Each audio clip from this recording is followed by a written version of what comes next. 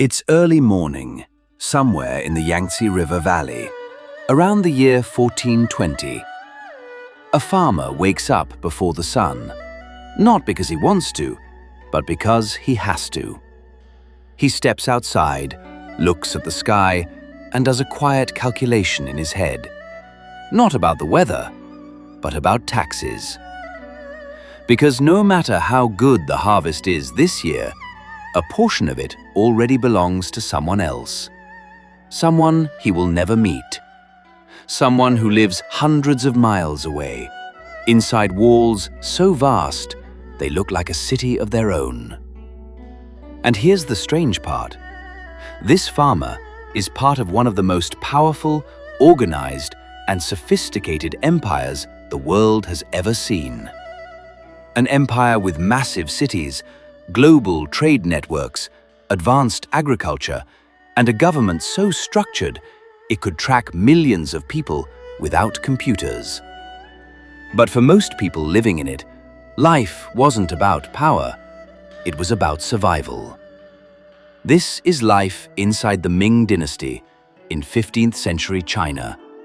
A world where peasants, merchants, soldiers, and emperors were all locked into a system that controlled almost everything, from what you wore, to where you lived, to how much of your life belonged to the state.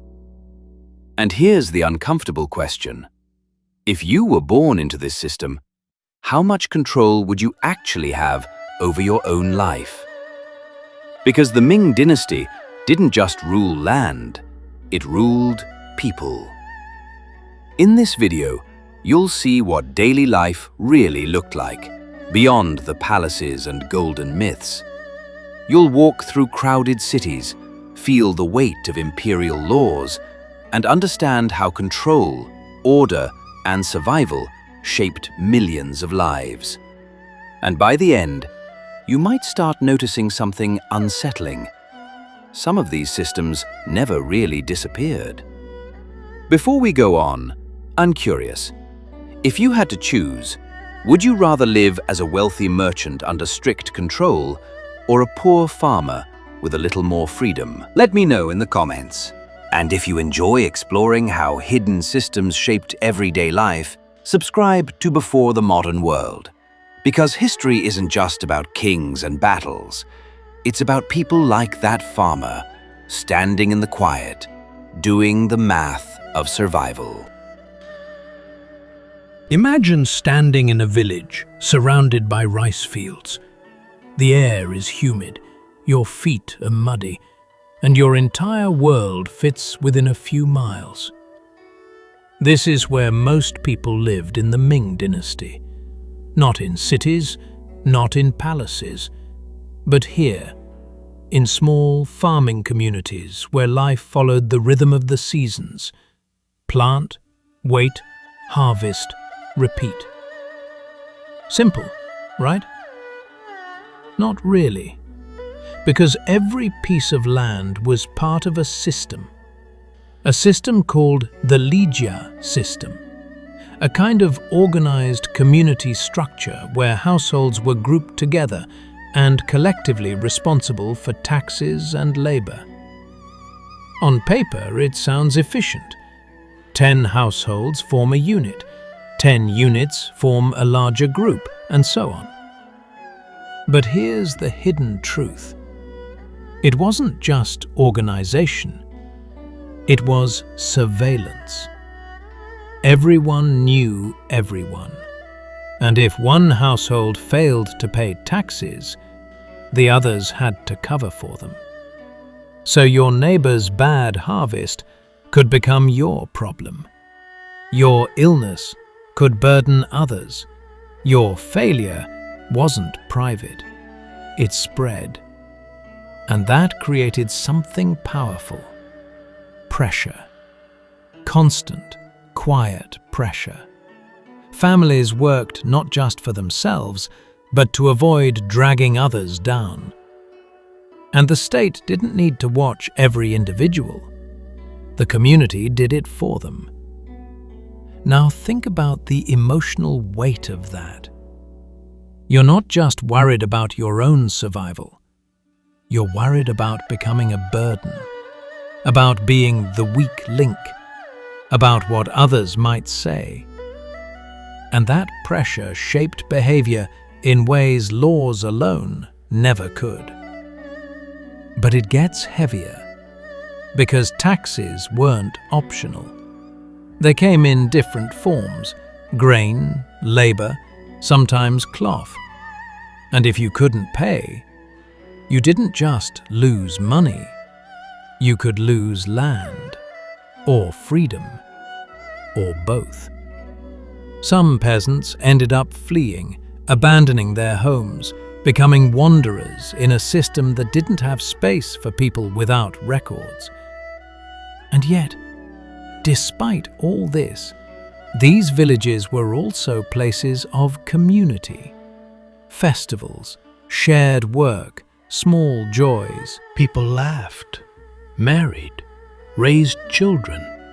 Life wasn't just suffering, but it was always controlled. And that control didn't stop at the village, because beyond the fields, there were cities, and cities played by very different rules. Now imagine walking into a Ming Dynasty city for the first time. It's loud, crowded, overwhelming. Vendors shouting, carts rolling, the smell of food, smoke, and sweat mixing in the air. This is a different world. Here, opportunity exists. Trade, business, movement. But don't get too comfortable, because even here, nothing is truly free. Cities during the Ming period were tightly regulated. Gates closed at night, movement could be restricted, certain professions were monitored, and merchants, despite being wealthy, were not at the top of society. In fact, they were often looked down on. Which feels strange, right? The people moving goods, creating wealth, seen as less honorable than farmers. But that was intentional. The Ming government valued stability over profit. Farmers produced food. Food meant survival. Merchants? They created wealth, but also unpredictability. And unpredictability is dangerous in a system built on control. So even successful merchants lived under limitations. Sumptuary laws dictated what they could wear. Luxury was restricted. You could be rich, but not look too rich. It's like being told, you can succeed, just don't make it obvious. Now, here's the twist most people don't expect. Some of the biggest fortunes were made anyway. Trade networks expanded, markets grew, goods traveled across regions. So while the state tried to control commerce, commerce kept finding ways to grow, quietly, adaptively, almost like water slipping through cracks. But this created tension, because the more trade expanded, the harder it became to control. And when control weakens, systems begin to strain. But before that strain becomes visible, you need to understand who sits at the very top of all this. Because everything, villages, cities, taxes, rules, all of it connects back to one place: the imperial court. Picture a massive complex. Walls stretching for miles, guarded gates, endless halls. Inside, everything is precise, ceremonial, controlled. This is the heart of the Ming Dynasty, the emperor's world. From here, decisions ripple outward, affecting millions of lives. But here's the strange thing. The emperor, despite being the most powerful person in the empire, is also one of the most isolated. His life is structured down to the smallest detail. Rituals dictate his day. Officials filter information. Access is limited. So while he controls everything, he also depends on others to understand what's happening beyond those walls. And those others are bureaucrats, scholar officials, men who passed incredibly difficult civil service exams based on Confucian texts, philosophy, and governance. This system is often praised as merit-based, and to some extent it was. In theory, anyone, regardless of background, could rise through education.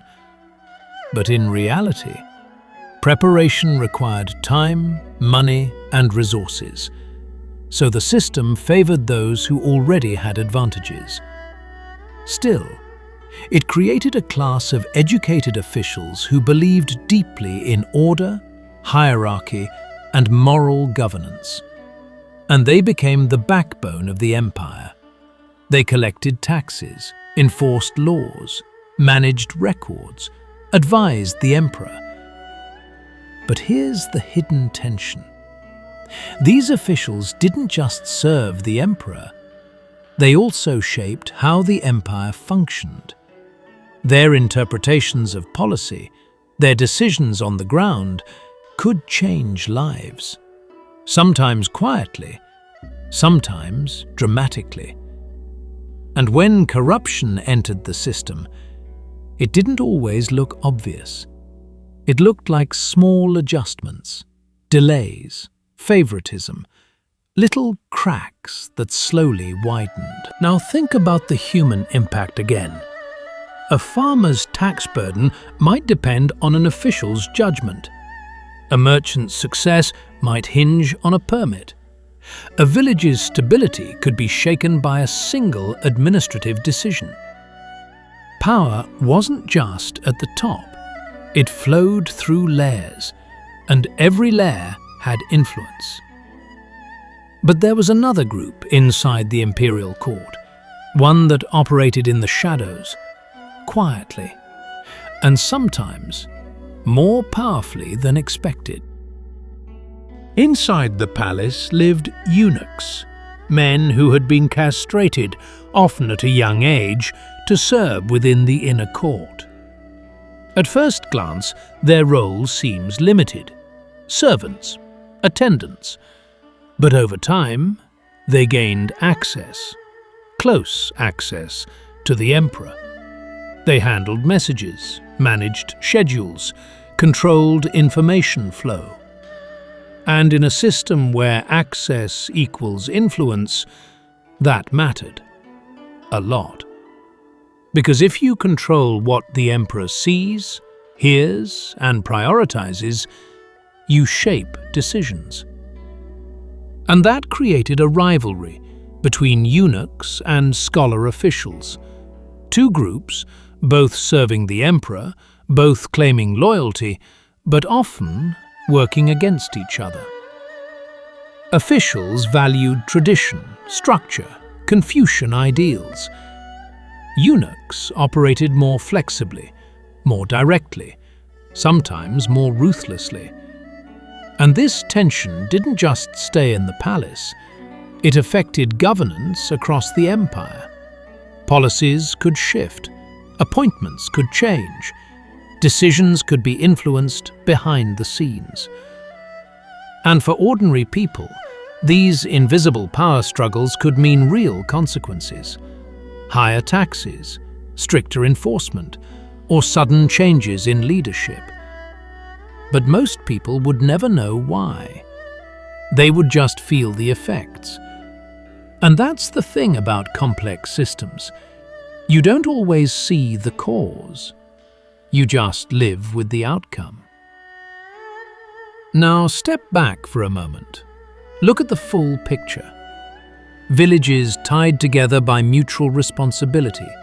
Cities regulated and monitored. Merchants restricted but growing. Officials managing every layer. Eunuchs influencing from within. An emperor at the center, yet dependent on all of it. This wasn't chaos. It was structure. Deep, intentional structure. And for a long time, it worked. The Ming Dynasty maintained stability across vast territories. Agriculture thrived, population grew, culture flourished. But beneath that stability, there were pressures building. Because the more complex a system becomes, the more fragile it can be. And those small cracks, tax burdens, corruption, inequality, control, they don't stay small forever. They spread, quietly, slowly, until one day they're impossible to ignore. Here's the bigger truth. Life in the Ming Dynasty wasn't just about survival or success. It was about living within a system that defined your place before you were even born. Your family, your status, your responsibilities, all mapped out. And yes, there were moments of mobility, moments of change, but for most people, the path was narrow, predictable, and controlled. Now think about that farmer again, waking up before sunrise, calculating taxes in his head, working land he doesn't fully own, living in a community that depends on him and watches him. He's part of something vast, impressive, powerful, but also restrictive. And here's where it gets uncomfortable. Because when we look at systems like this, it's easy to think that was the past. That's different from today. But is it? We still live inside systems, economic systems, social structures, rules we didn't create but must follow, expectations we didn't choose but feel every day. And just like in the Ming Dynasty, some people have more control than others. Some systems are visible, others not so much. So the question isn't just, what was life like back then? It's, how much has really changed? If you strip everything down, the Ming Dynasty shows us something simple but powerful. Order comes with a cost. Control creates stability but limits freedom. And every system, no matter how advanced, depends on people carrying its weight. Sometimes willingly, sometimes not.